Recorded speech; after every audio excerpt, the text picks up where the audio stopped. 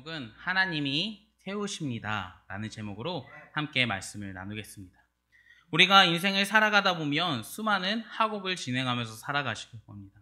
우리가 초등학교부터 많게는 이제 대학원, 박사과정까지 밟으면 저는 참고로 그렇게 안 보이시겠지만 한 20년 이상을 공부로 날린 것 같아요.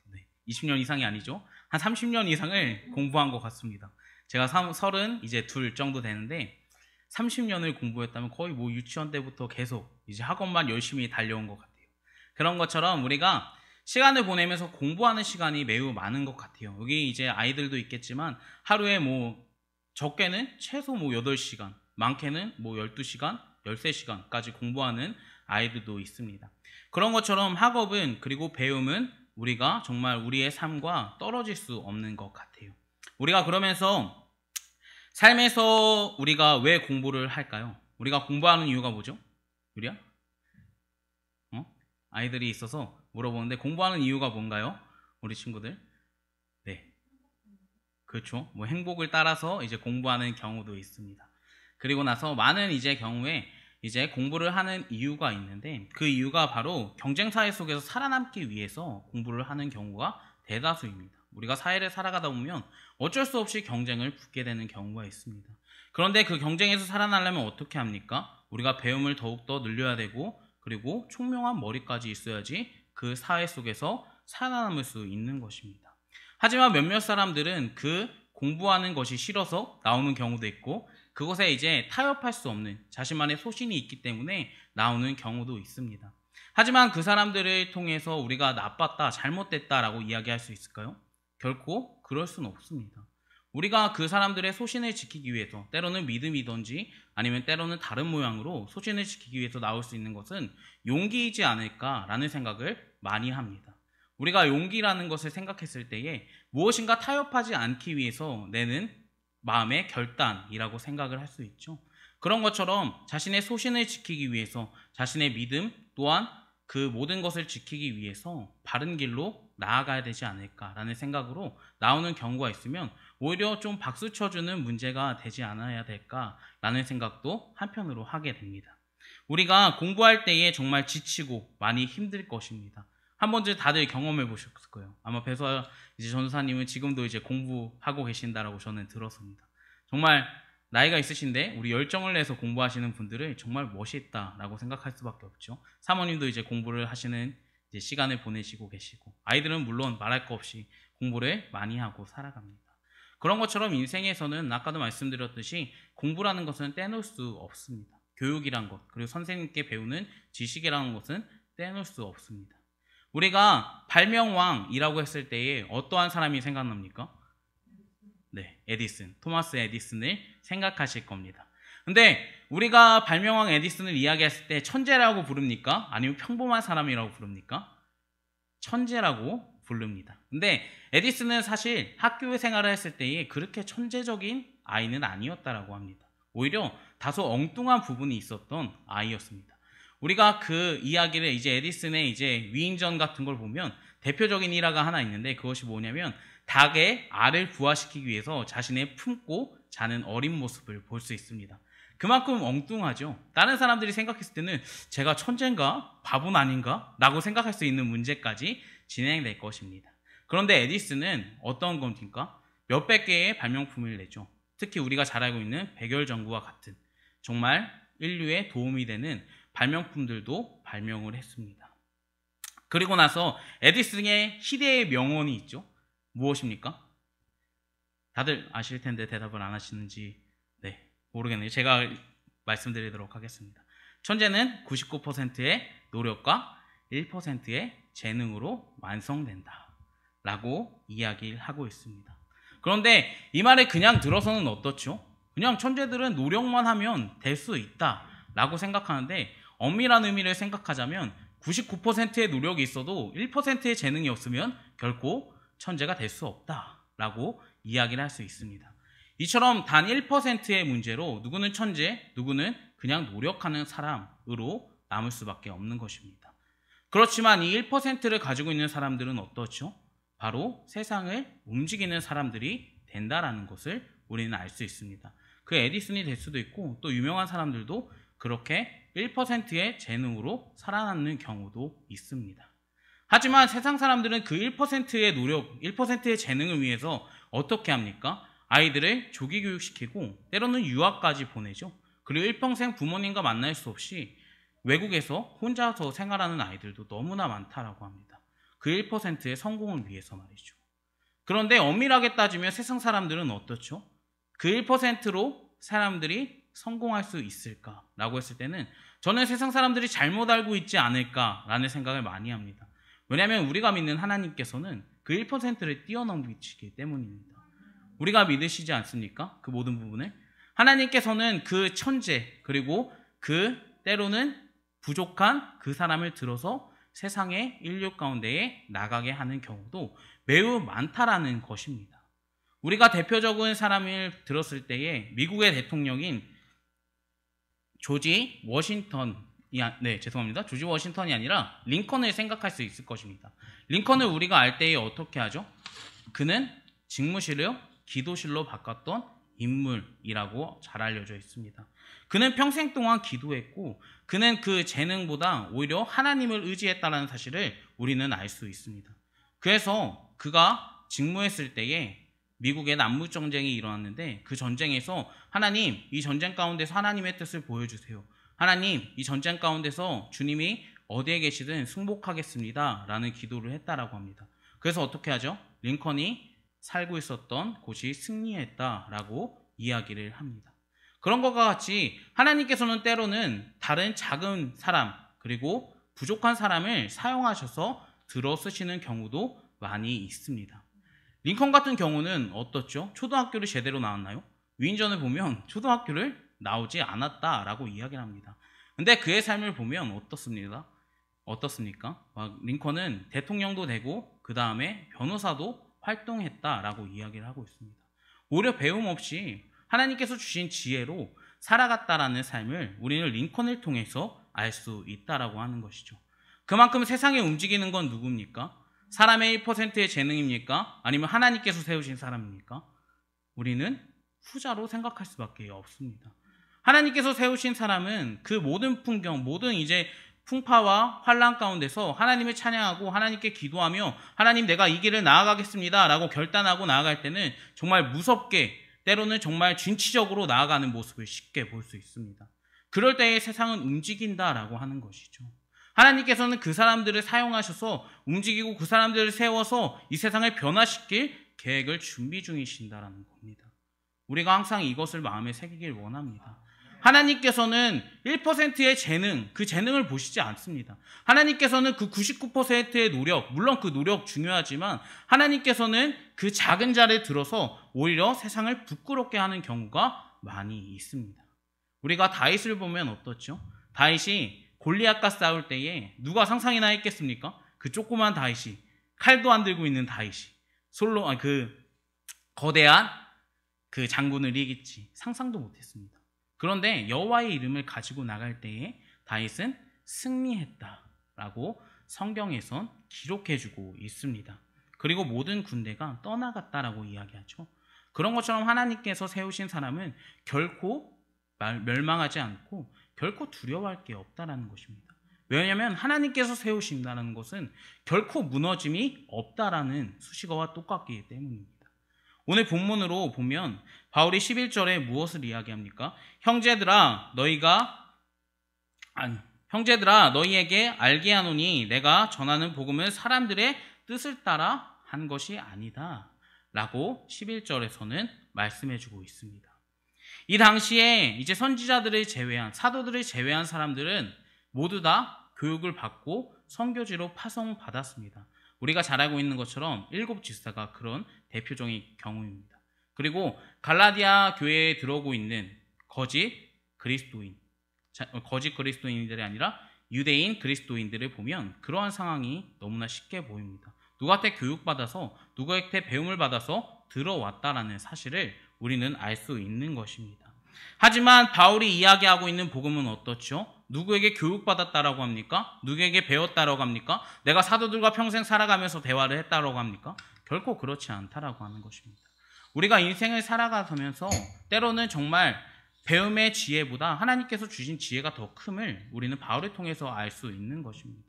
하나님께서는 그 모든 지혜로운 사람들보다 더욱더 지혜롭게 바울을 사용하셨습니다. 그렇다고 해서 바울이 절대 공부를 안 한 사람은 아닙니다. 그는 매우 똑똑했던 사람입니다. 그렇지만 하나님께서 오늘 성경을 기록하게 하셨다라고 그의 입술에선 계속해서 고백하고 있는 모습을 우리는 쉽게 찾아볼 수 있는 것이죠. 바울의 사도의 기원을 한번 살펴보길 원하는데 우리는 사도행전 9장을 통해서 바울의 기원을 살펴볼 수 있습니다. 그는 다메섹으로 가던 중에 누굴 만났습니까? 바로 예수님을 만나게 됩니다. 그 예수님을 만나서 어떻게 되죠? 바울은 회개하고 아나니아라는 사람을 통해서 안수를 받고 사도의 길을 걸어가게 되는 것입니다. 그리고 나서 스데반 이제 그 전에 어떠한 일을 계속해서 진행했습니까? 사도행전 7장 앞장으로 조금만 넘어가면 어떤 일이 있냐면 스데반 집사님을 박해하는 일이 벌어집니다. 그리고 돌을 들어서 던져서 죽이는 사건이 나오죠. 그곳에서 총 지휘를 하고 있었던 것이 바로 바울이었습니다. 그런 것처럼 우리들은 삶을 살아가다 보면 때로는 박해자가 정말 하나님을 따르는 멋있는 사도로서 변화될 수 있다는 사실을 이 점에서 통해서 알 수 있는 것입니다. 하나님께서 세우셨냐 사람이 세웠냐 라고 하는 것이 이 점에서 갈리는 것이죠. 분명히 하나님께서 세우신 것은 정말 놀랍게 하나님께서 쓰시고 놀랍게 하나님의 말씀을 전하는데 그때의 사울, 그 하나님께서 세우지 않았던 사울의 모습을 보면 하나님께서는 정말 너무나 싫고 너무나 미운 모습만 했었던 것이 바로 사울의 모습이었을 겁니다. 하지만 하나님을 통해서 그는 완전하게 변화됐다라고 성경은 말씀해주고 있습니다. 그리고 8장 1절부터 3절은 다음과 같이 말하는데 그날에 예루살렘에 있었던 큰 박해가 있어 사도 외에는 다 유대와 사마리아 모든 땅에 흩어지니라 라고 이야기하고 있습니다. 그리고 경건한 사람들이 와서 스데반을 장사하고 크게 울더라. 사울이 그 후에 교회들을 박해하러 돌아다니는 모습을 우리는 볼 수 있습니다. 그런 것처럼 바울은 박해하면서 돌아다녔습니다. 그리고 스데반의 시체를 거뒀습니까? 그렇지 않고 성경은 그냥 그곳에 내버려 두고 다른 사람을 잡아서 옥에 가둔 사울의 모습을 보여주고 있는 것입니다. 그러한 모습이 바로 바울의 모습이었습니다. 우리가 바울의 모습을 보면 율법적으로 그는 결코 죄를 지은 것이 아닙니다. 오히려 시체를 보고 그것을 만지는 사람은 불경한 사람으로 그 율법엔 이야기하고 있습니다. 그렇지만 어떻습니까? 우리가 생각했을 때에 그 시체를 거두지 않는 바울의 모습, 어떻게 보면 매정하고 어떻게 보면 정말 사람이 저럴 수 있나 라고 생각할 정도로 우리는 생각할 수 있습니다. 그런데 율법에서는 그 시체를 결코 만지지 말라라고 이야기를 하고 있습니다.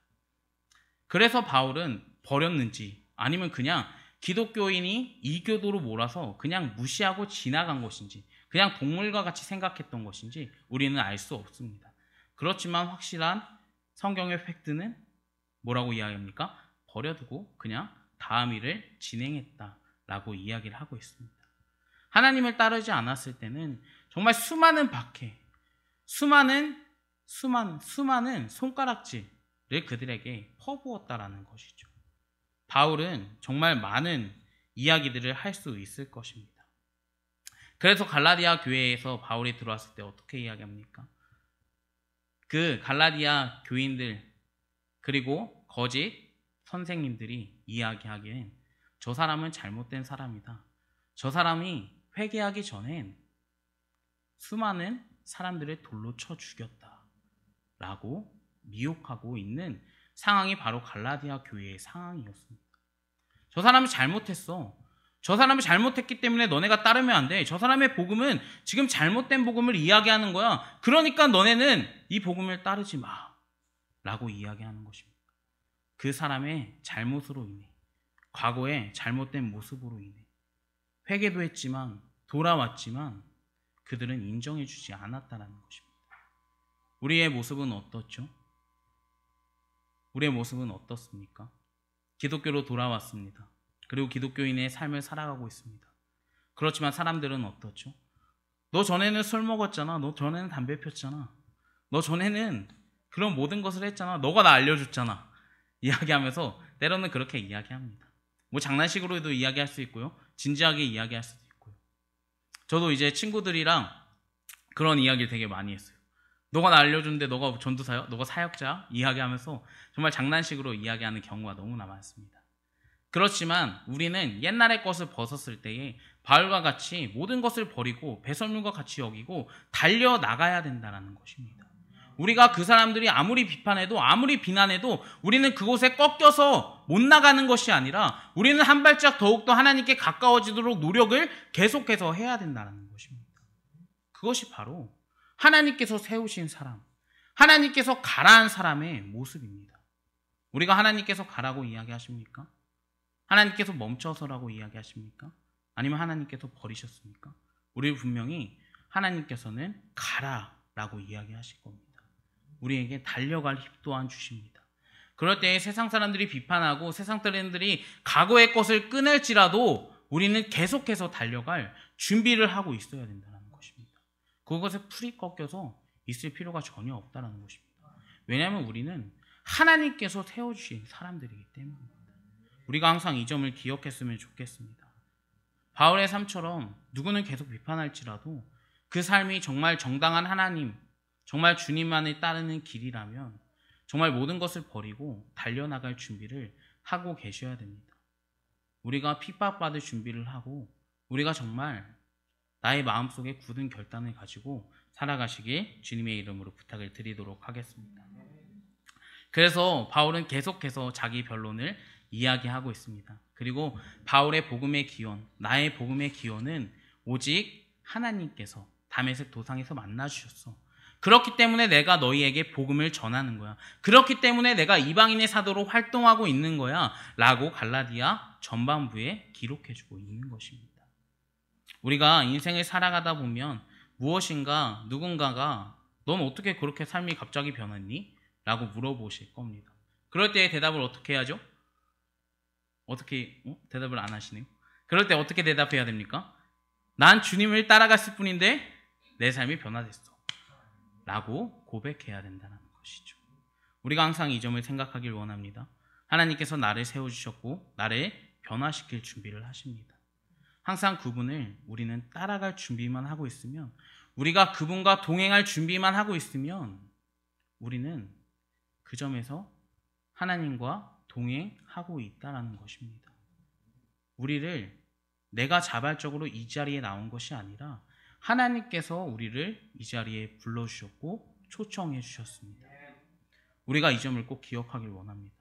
마치 나의 힘처럼 나의 능력처럼 내가 가진 것으로 이 자리에 나온 것 같지만, 하나님을 섬기는 것 같지만, 하나님을 찬양하는 것 같지만, 하나님께 악기를 연주하는 것 같지만 그 모든 부분을 하나님께서 허락해 주셨기 때문에 우리에게 찬양할 목소리를 주셨고 손가락을 주셨고 악기를 연주할 수 있는 능력을 허락해 주셨기 때문에 우리가 그 모든 것을 할 수 있다는 것입니다. 왜냐하면 하나님께서는 우리를 통해서 영광 받으시길 합당하신 분이기 때문입니다.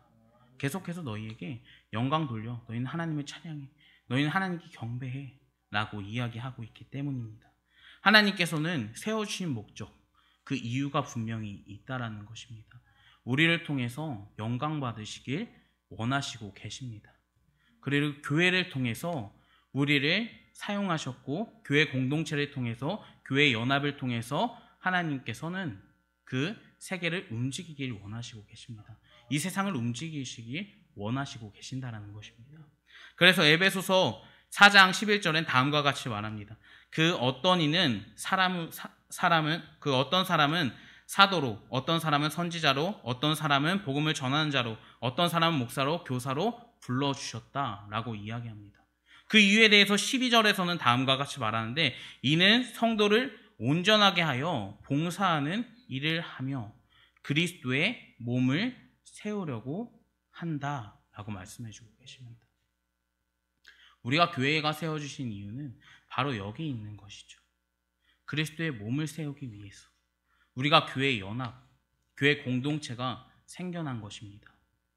우리가 따로 지체가 부족하거나 연약하든지 항상 우리는 안아줄 준비를 하고 있어야 됩니다. 고린도전서 12장 21절부터 25절은 그 맥락을 이야기하는데 눈이 손에게 쓸데없다라고 이야기하거나 머리가 발에게 쓸데없다라고 이야기하지 못한다라고 이야기합니다. 때로는 보잘것없고 때로는 정말 필요 없어져 있는 부분같이 보이지만 결코 그렇지 않아 라고 고린도전서는 말씀해주고 있습니다. 그들을 통해서 가장 아름답게 교회를 빚어갈 거야 라고 말씀해주고 계시는 것입니다. 그렇기 때문에 우리는 부족하거나 연약하거나 우리의 뭔가 좀 나약한 부분이 있어도 숨길 필요가 전혀 없는 것입니다. 우리가 분명히 그것을 통해서 하나님께서는 교회 공동체를 이루시고 그 하나님께서는 교회를 통해서 분명히 그리스도의 바른 몸을 세울 거다라고 말씀해주고 있기 때문입니다. 우리가 항상 이 점을 생각하길 소망합니다. 우리가 나는 연약해요. 나는 부족해요. 그렇기 때문에 못해요. 이것이 아니라 나의 연약함, 나의 부족함, 나의 모든 것을 알고 있어도 내가 하나님 이 모든 것을 통해서 교회를 세워나가길 원합니다. 하나님, 주님만의 영광 돌리기 원합니다. 내가 참된 그리스도의 몸을 이뤄나가길 소망합니다.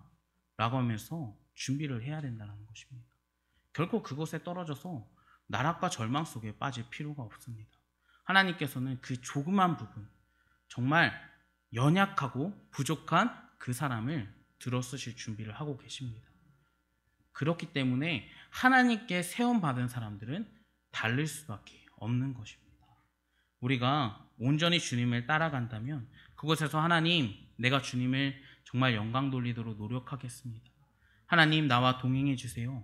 하나님, 내가 참된 주님만의 영광 돌립니다. 나와 영원토록 동행하여 주시옵소서 하면서 나아가길 소망합니다. 우리가 바울의 삶을 보면 어떻습니까?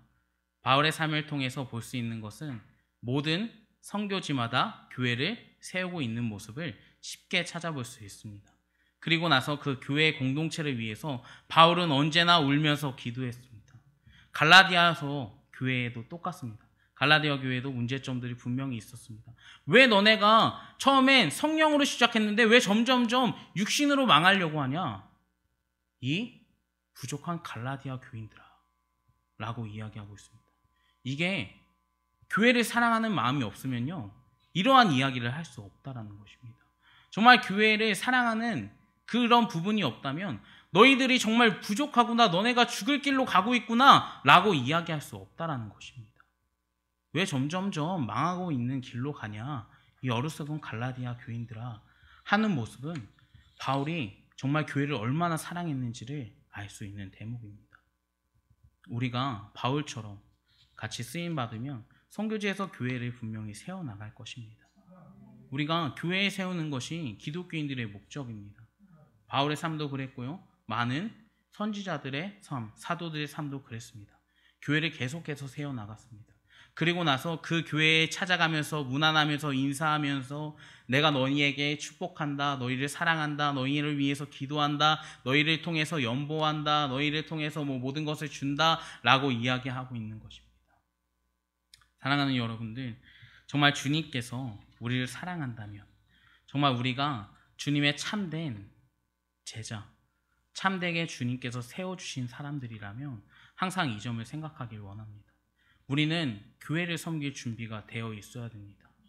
우리는 교회가 소망이라는 사실을 품고 나아가야 된다는 것입니다. 항상 우리의 마음속에 정말 교회들을 돕고 교회들에 정말 무슨 일이 있으면 눈물로 그 교회를 위해서 기도해주고 중보해 주시길 소망합니다.